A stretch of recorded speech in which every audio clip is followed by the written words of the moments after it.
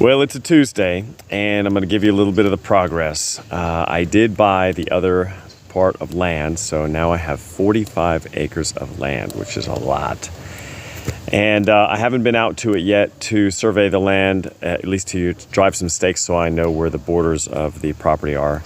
But I will be doing that soon. One of the things that I needed to do was be able to traverse 45 acres, which is a lot, quickly. So I ended up going to a friend and buying an ATV, which sounds pretty easy, but of course I don't want to spend too much on an ATV. So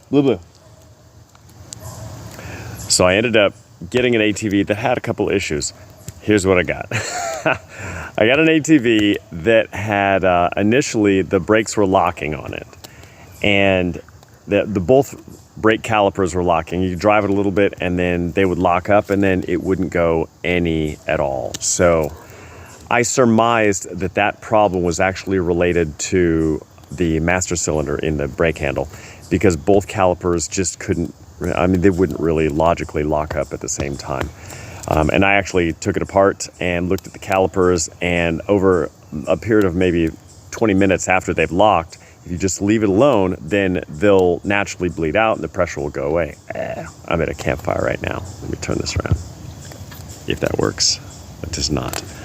So that was one thing. I went ahead and bought a $23 part from eBay, and I put it on, and it just took a few days to get here, and that solved the problems with the brakes. Then the other problem was that the let's say driver's side wheel, when I took it off to examine it, I could see that there was a lot of play in the axle on the driver's side wheel. So after examining that, I found that the nut, called the castle nut, had been hammered on, and all the threads were worn off on the castle nut. So I went to Ace Hardware, came up with a plan. I got a die. Actually, I've ordered a die. It'll be here tomorrow, and I'm going to rethread to 5/8 with a die, and then put a new castle nut on it. So that's what I'm doing right now. That will solve the problem. So basically, for about $1,000, I got a two-seater 300 cc ATV that has a ball.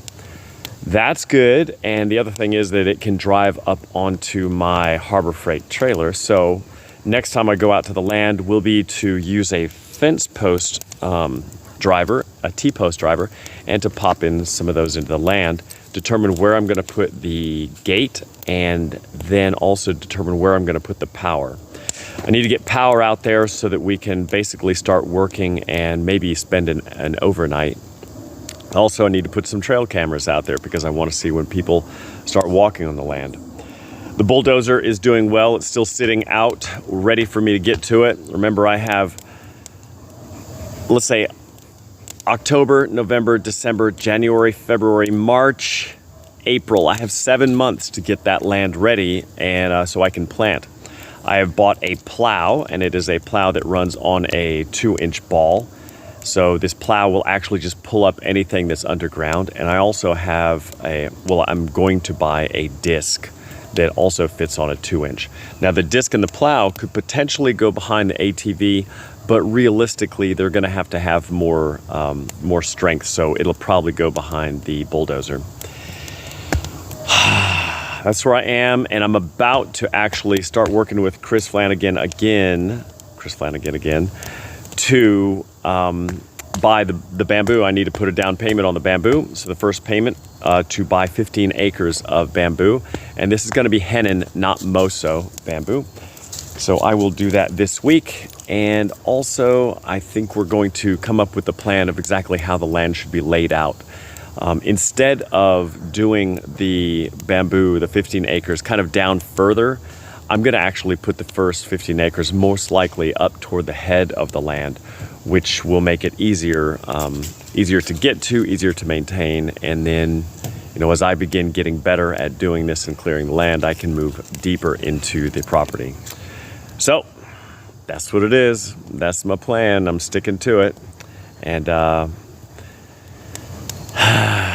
just a few months, it's going to be cold, so I shouldn't have to worry too much about, in fact, I don't think I'll have to worry at all anymore about really getting hot out there because it's getting chilly. All right, Americane Bamboo is the name of my business. Americane Bamboo. And wish me luck. I'll let you know how it goes. Next time I'm out there, I'll take some more pictures. All right, bye.